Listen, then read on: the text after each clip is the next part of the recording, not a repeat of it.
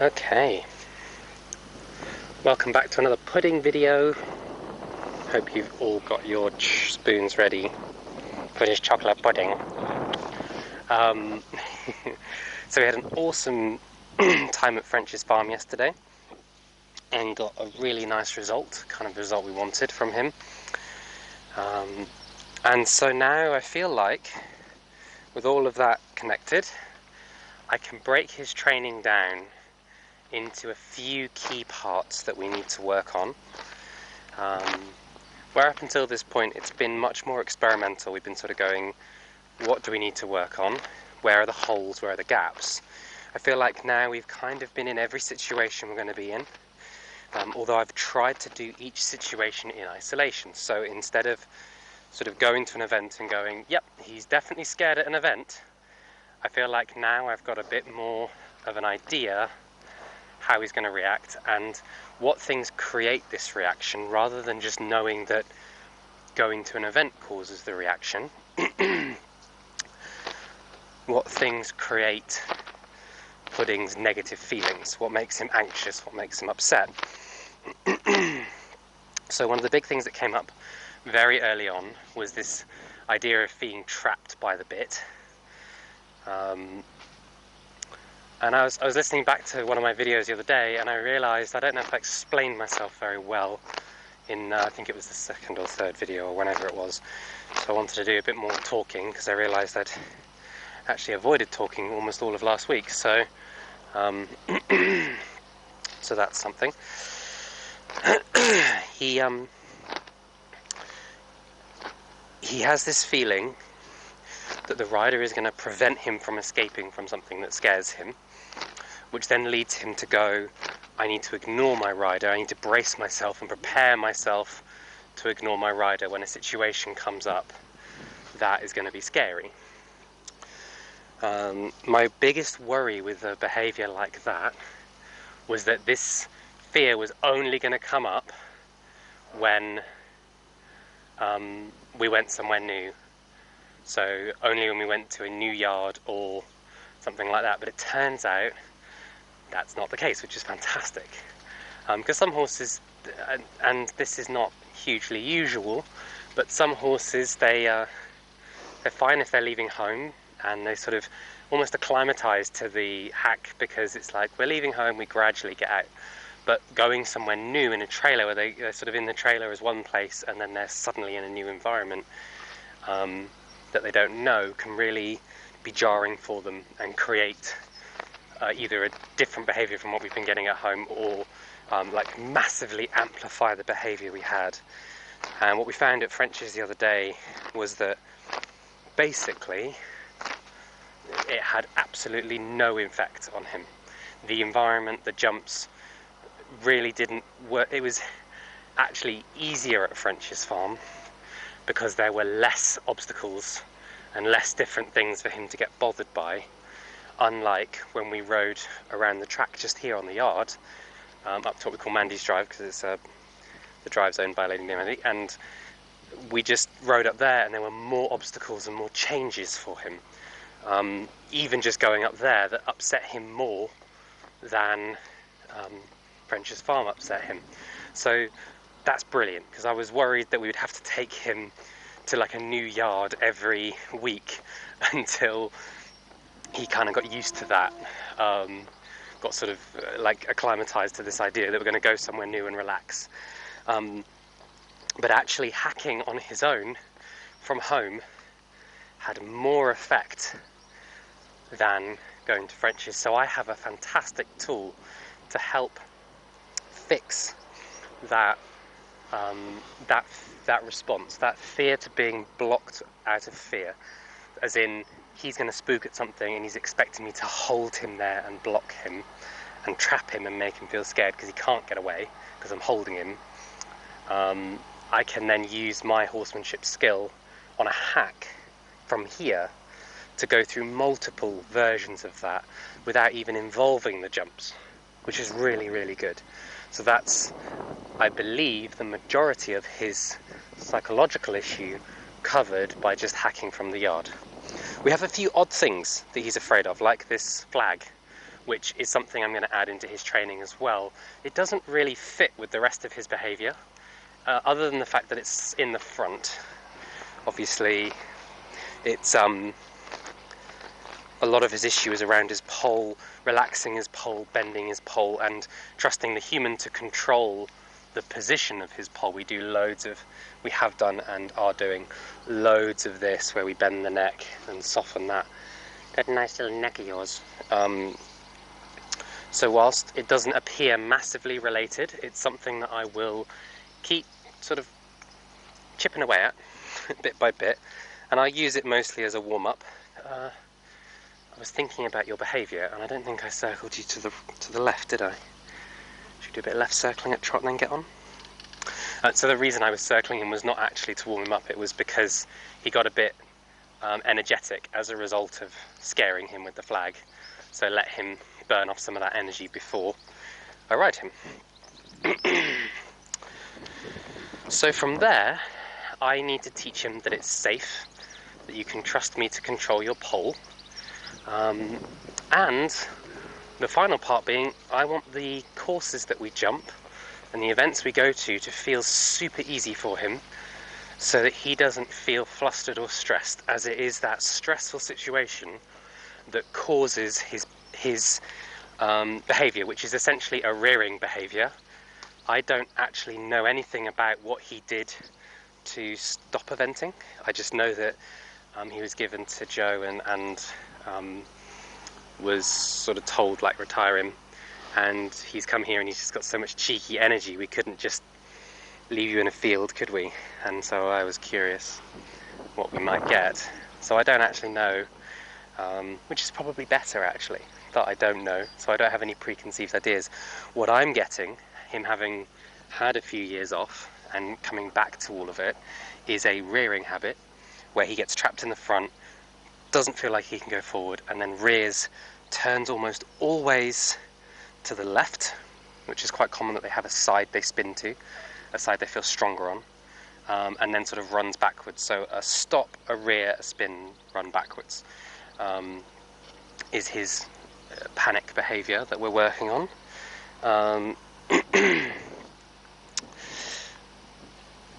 That we want to try and not have happen anymore, I guess is what I should say. That I'm going to use hacking to fix, essentially, and this flag and other things, including getting him more confident in the bit and stuff like that. So what would be a real shame, though, would be to get to do all of that wonderful work that's very much in the natural horsemanship vein. Lots of patience, lots of backing off, lots of letting him see things, and there's so many techniques. I'm not going to be able to even begin to describe everything we're going to do hacking, and it'll all happen so quickly that it'd be hard to explain. I have actually done a video for the horsemanship showcase with Zoe's horse for Lent, showing a much milder version of the same behaviour. If you're interested in that, you might be able to get that off the horsemanship showcase archive. And that goes through many of the different techniques that we use hacking to help horses get confident. But the final part to all of it is that I don't want him to feel like the events we go to are difficult. So by next competition season, I need to have this horse very, very fit. And this is where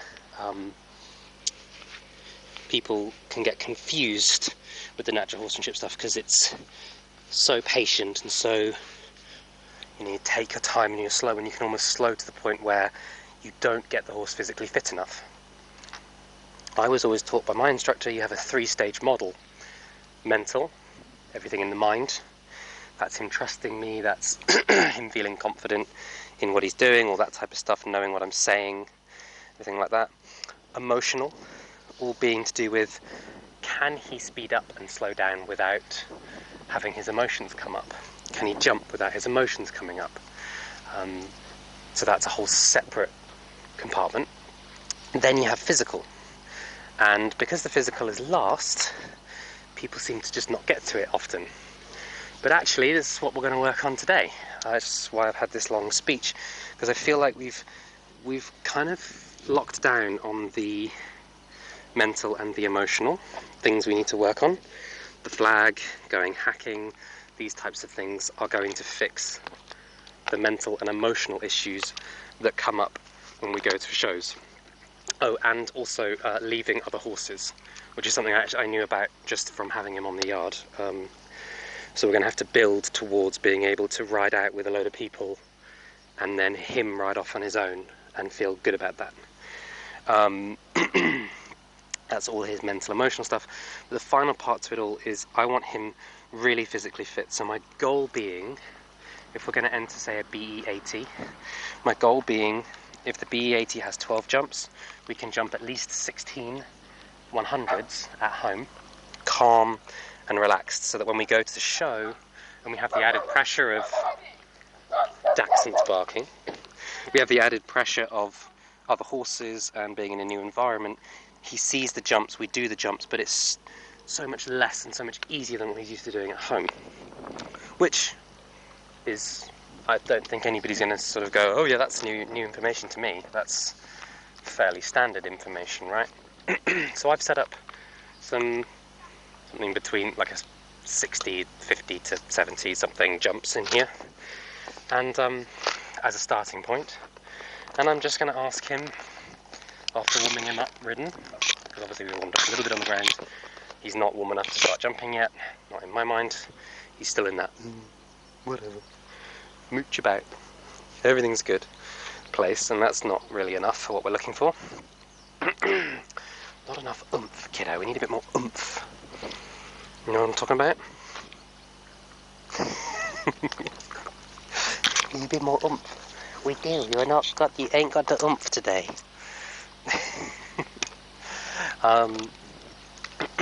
We need that a little bit more.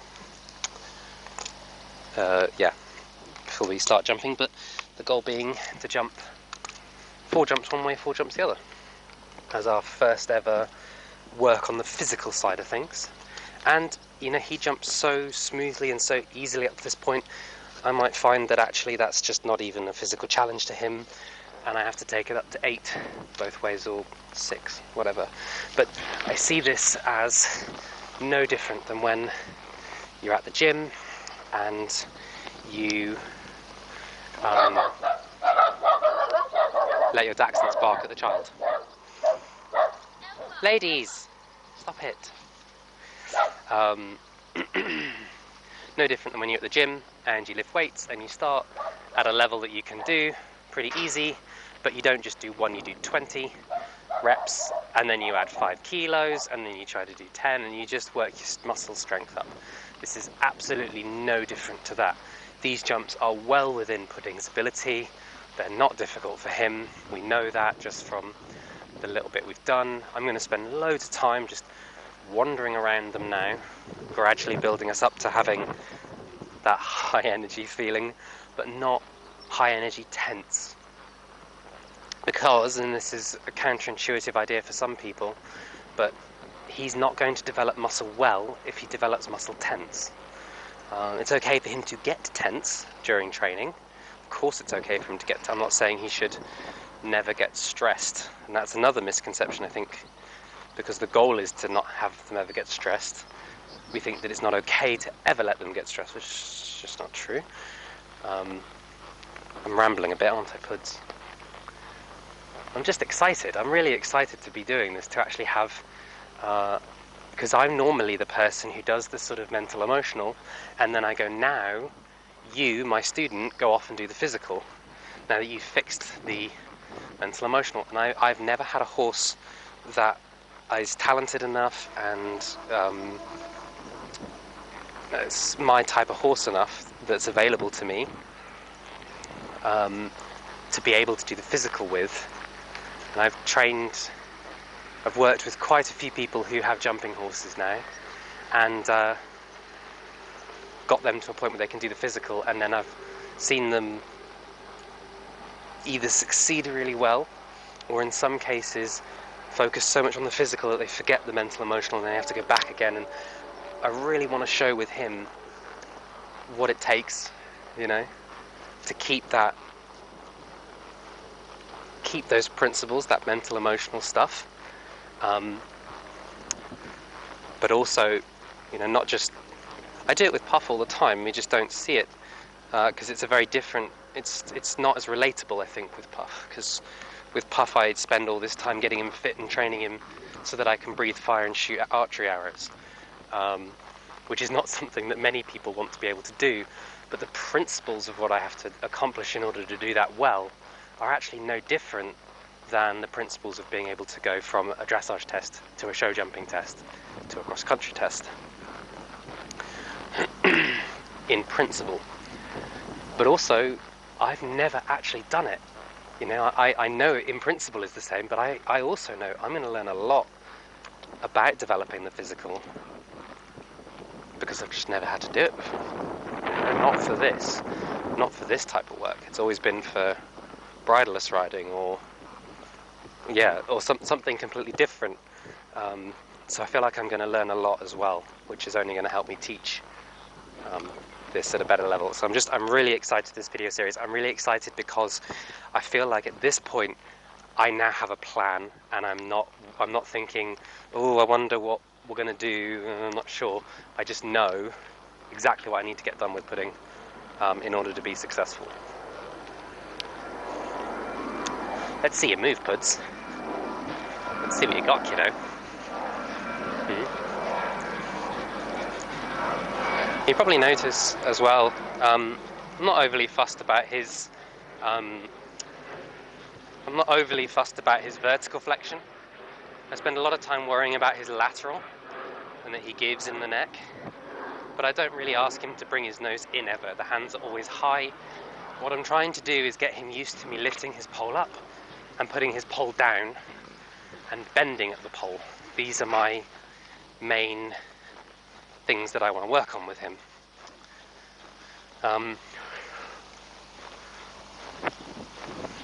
I'm not interested in his vertical flexion, not at this stage. The vertical flexion will come with time. When his neck is truly relaxed, the vertical will just happen.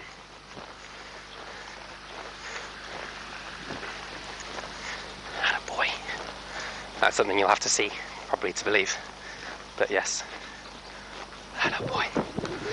This is where I'm really excited for this video series, because it's on YouTube, it's not like a DVD, and there's going to be some really boring stuff. Like this is not rocket sciencey stuff right here that I'm doing with him, but it's a huge component to training any horse to be truly successful in any job, but it's very hard with the usual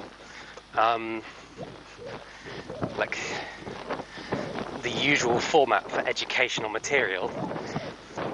It's very hard to show the sort of hours of just trot and bend and lift and trot and bend and bring your head down and trot and bend and lift your head up and trot and bend and yeah, it's not particularly difficult, other than the fact that you've got to do it every day for months.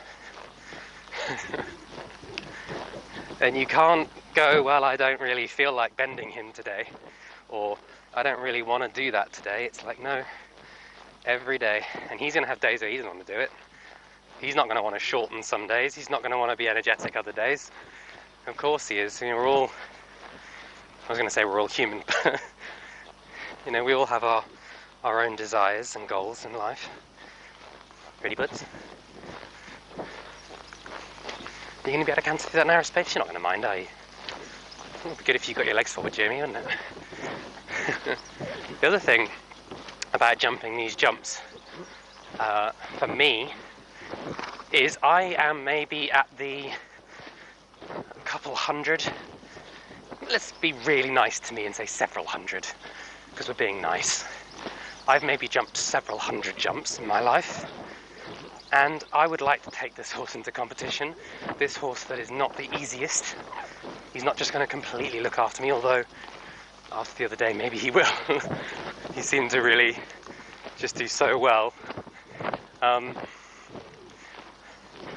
so to be really good at this, which I'm hoping to get pretty good, my jumps are going to have to get up into the several thousand, not just several hundred jumps. We're going to have to knock that number up in order for me to be at the level I need to be.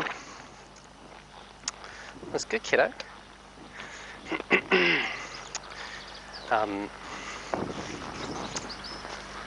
I think if for anybody that is any sort of jumping professional watching this, you're going to go, yep, he's not done thousands yet. But I hope that what you'll like to see from it is that I'm not just going to go, well, I just jumped 2 jumps and now I'm perfectly well trained to go and do a BE 90, because that's not how it works. I may not have to get my 10,000 hours in. For anyone that hasn't read, I think it's Outliers by Malcolm Gladwell, read that book, very good. It talks about 10,000 hour rule and how to become a master in anything you have to place 10,000 hours into doing that task, or 10 years. And I have that level of experience with training young horses and working on challenging horses, so his hacking stuff, I've got the 10 years experience on training horses to be confident in new environments. I do not have the 10 years experience in eventing as a discipline. So I've got a long mountain to climb, and I am not ignorant, which is nice. Also a bit intimidating, but it's nice to know that I'm not just going to be able to do this. You know, this is not one of those things that I can just get your diagonals right, Jamie, honestly. This is not one of those things that I can just hop into and just do it straight away. See that other lead? Good boy.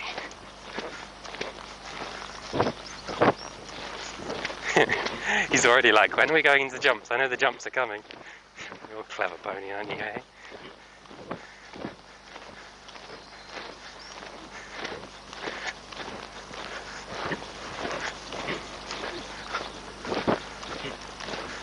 Good boy. I'm just asking for a little bit more and come back. Love it, love it, love it, love it. Don't drop that head when you stop. Keep that up. That's it. Yeah? Oh my goodness. Oh my goodness, Puds. You're a funny pony, aren't you, hey? Awesome. Okay, so once we have done that, let's try and see if we can't get our 4 laps in. Or did I say 4 jumps? I can't remember. Anyway, we're going to do some jumping puts. And I'm going to try and not mess it up for you. Like I did at French's. To be fair, I didn't jump too badly, but I stared at the jump as I came over it, and I hit your mouth as you came down. I made some rookie mistakes that I know from studying with Tick. I know what the mistakes are, the classic mistakes: not picking a good line, not having a good focus point over the jump, not counting the strides. I know the bad mistake, the bad habits to get into, but let's start with 4 jumps. Yeah? Because I've only ever jumped 3 in a row with you, I think, and I've certainly not done them this close together, so let's just start with that, hey? Head up, and we're going to canter. Get up, good boy, nice and wide now. There we go. Good boy, very good, and we're going to have to bend, we've got another one coming up. Good boy. Yeah, good pony, there's 2. There's 2. Coming up, 2, 3, 4. Woo! Shit, sorry, Puds. That was totally on me, Pudding, I'm so sorry. One more. Good boy. Boy, I'm so sorry I messed that up for you. Oh, he did it though. I don't mean that as in, oh wow, he's such a cool pony. So what? I got too excited. I'm having too much fun with this pony. Oh, by the way, the camera doesn't like it when I get too close, so I'm sorry that that keeps happening. What I mean by that is I was counting 2, 3, and I went, now, jump way early. way early of when I should have said it. And he just did it. As in, I just put him in a bad spot. Like, at least I asked him to jump when I should have either shortened the stride or lengthened the stride a few strides before. I don't know why that's coming loose, but there we go. And like brought him in better, but he just covered for me and just jumped it long.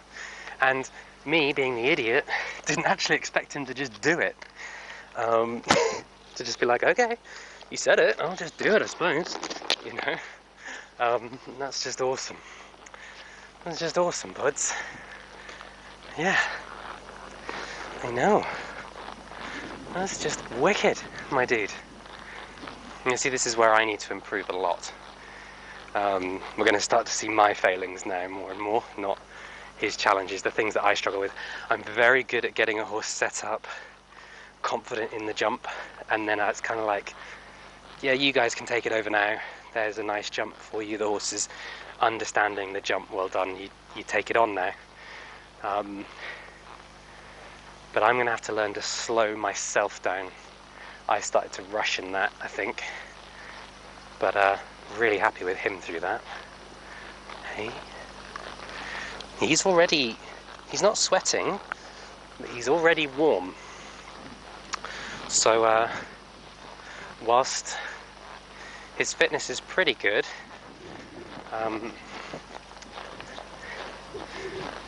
I think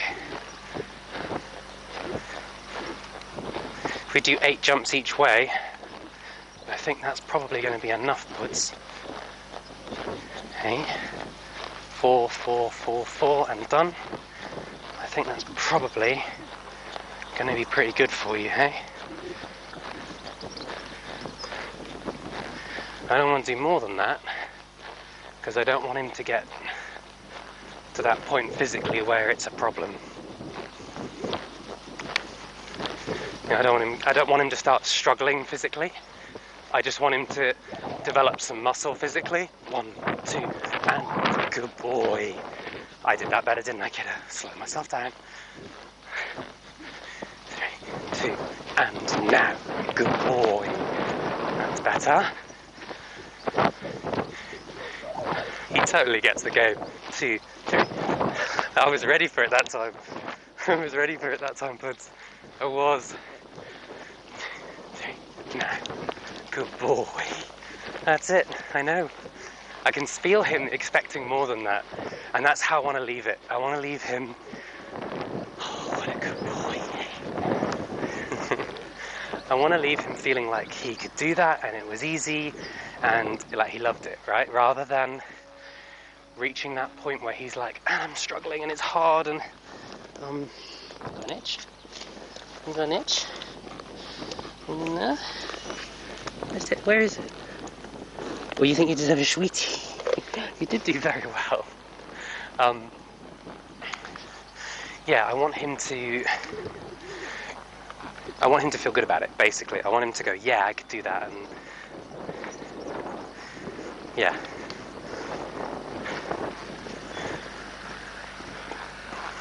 Excuse me. I'm going to be very interested to watch the videos back, because I have a decent enough understanding of how I should be jumping, which is again a big benefit. Like, I've been doing this a very long time, and I have taught people jumping, and I have watched lots of jumps being done. I've probably watched 10,000 jumps, but I have not personally jumped 10,000 jumps. So I'll be able to watch the video back and go, oh, Jamie, you did that, and you did this, and you got that wrong. Which is the joy of these videos above everything else, is that I'm able to watch back and go, where did I screw up in the training? But I'm loving this. I'm loving that we've just done 4 jumps in a row where I've been wanging him round because I've been making mistakes, and I've been jumping him at the wrong time and all sorts of stuff. Me learning my distancing. And at no point has he said no, and at no point has he not felt like he could just come back. Like, we're just mooching around now, having a great time, you know. And I always want him to feel like that. I want to go into competition and I want to be walking around like this in the warm-up ring, you know, mooching around with our head down, and we come out and we jump 16 jumps, just like we did these, like, oh, whatever. Only 16 big jumps, you know, the big ones. That's the goal. We'll see how far we get. I can't help but be excited because he's got so much talent. I've never had a horse. I've ridden horses with more talent than him, probably. I've ridden Olympic gold dressage horses, and I've ridden some horses that went on to become show jumpers at a good level. Did some really fun work for working with some stallions. Concentrate too. What a boy! Oh, we didn't quite stay straight though, did we? Good boy. Up. We nearly jumped the thing then, kiddo. Keep it straight. Serena's not very big, kiddo. So let's do a circle. No, we're going to circle. I know. You're a good boy. Let's make sure let's not lose our line, hey? Good boy. There we go. 4. Good lad. And circle here again. Well, we're on the wrong lead though. When you do, no, we're circling. Figure out your leads. That's it, because I don't want you to just rush into it. That's better. Let's keep a nice line. Okay. Good boy. Okay, you're starting to duck in those corners. Don't do that. What a boy. What a good boy you are. Don't do that. Yeah, just starting to feel it's my fault, because I'm thinking a lot about my position and less about him, because he's just jumping these beautifully because they're so easy for him. Some of the photos of some of the things I've seen him jump make me feel a bit sick. It's amazing what this horse has done before breaking down, and I want to get him back to that if I can. Me getting a lot better, right? But and we'll see. I mean, maybe physically he won't make it. There's so many factors that could affect that, but and I need to not be so excited. But I could feel him as he was coming around the corners, because I wasn't landing and keeping him straight. He has to come right up to the fence, because this arena is not very big. You know, it's 20 by 40, but it's an interesting one because your horse doesn't tend to want to go right into the fence. And I've actually done a lot of work with the hedges to try and make it feel a bit wide as the horses want. I've cut this hedge, believe it or not, I cut this hedge right down, and there were several trees on this side that made it feel more enclosed to try and help the horses get to the outside. I have to keep this big lovely hedge, partly because it's beautiful, but it also stops the view of the road, which is good for us. But yeah, I could feel him trying to cut that corner up, and he would have jumped it. That's not the issue. Is not that would he have jumped the jump. The issue was that he would have come flying into it, and we were hitting like not the centres and all that type of stuff, because we were sort of wanging around those corners. So I don't want that. So I would rather do a little circle, get him up towards A and C properly, and give him a proper line into the fence where we have time to count the strides and really do a proper job. We've got one more circuit, kiddo. And that's it, and you're just starting to sweat just a tiny little bit, which is just about what I wanted. Like, we think of training a horse physically, they should be, you know, full body sweat. But really, a lot of times, the best physical training, the horse doesn't really sweat. You know, the horse, if you want to stretch, do it, but do an extended trot, don't do a lazy trot with that, yeah? You ready? You ready now for your jumps? Just 4 more and then you're done. 4 more. Come on, give me 4 more. I know, you're starting to get a little anxious about it. Up, up, up. I know, I'm going to say no more stretching. Although it's good, I like it that you want to stretch. Let's finish this, hey? Attaboy. Attaboy, really nice. Oh, sorry, kiddo. I was enjoying your canter too much. Nice bending, very nice. 2, 3, 4.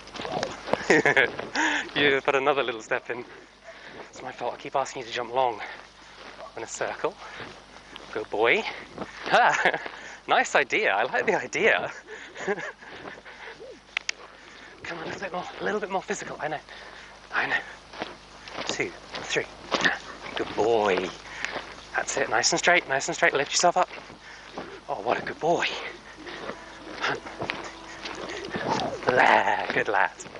Good lad. Really nice. Really nice, kiddo. Oh, what a pony. What a pony. Huh? Awesome. And that's it. I know, that's it. You're done for the day. So the point being, we set the jumps lower than he can jump so much higher than this. The point is the reps, not the height. Over time, this will get to the point where it's just, he doesn't even get warm. You know, he's fit for a horse that hasn't done very much, because he plays a lot in the field, but he's not fit, jumping fit. And I'm not going to mess about with it. I want him so strong that he doesn't find this difficult. But I've got all winter in a lovely school with really nice surface to get him fit, so I can start on 8 jumps each way, making a total of 16 at around 50, and I can build to where I'm doing those 16 without a break with a flying. He was going for the flying lead change. I liked it when we were circling. He was thinking like, oh, I know this exercise, I've done it before. We're going to the flying lead change now and we go the other way. So he's done something like this before. This is not an unusual training idea. He's going to know this. And it's not like so many other of the training methods that we do where it's quite fun. You know, hacking will become quite fun for him, and it'll be a game fairly often. I used to work for Pirelli, and Pirelli would say, you know, it's a game, make it a game for yours. For me, this isn't a game, this is work.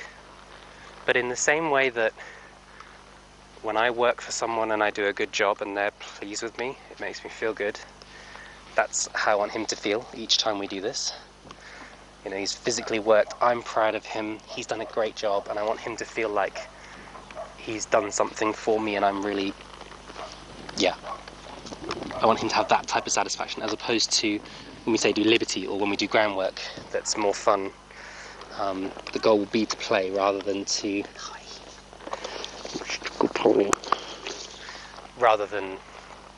yeah, it being about getting him physically stronger. So I hope that's been interesting for you. I hope you've found that my thought process interesting. I won't talk on all these videos because there are days when I just can't. And there are days like today where I have a lot in my head that I want to sort of get out. And it's not it's not scripted, so I'm please forgive me if I say something ridiculous or that doesn't make sense, especially when I'm coming into jumps, because my brain is trying to do too much at once, obviously. Proven by the fact I was chatting away and I got strides wrong more than once. But yeah, I hope you found it interesting. This idea, the sort of mind, mental, emotional, physical, and that we're going to work in these 3 areas. So, emotional being, can he go into any environment and go really forward and come back each time, and it be just as easy to get him to go forward as it is to come backwards. Mental being, does he trust me? Does he understand all of my cues and my aids? So when I'm saying, please don't put your head below your withers while we're cooling down, does he understand what I'm saying? And does he respect me and trust me enough to do that? He's finding that one hard. And then physical being, literally just jump loads of jumps. Keep him in the correct frame, softening that neck. All of that stuff is him working on his physical. And this whole concept that he cannot develop physically if he is stressed. The mental emotional comes first, because without that he will develop stress muscles, not calm muscles.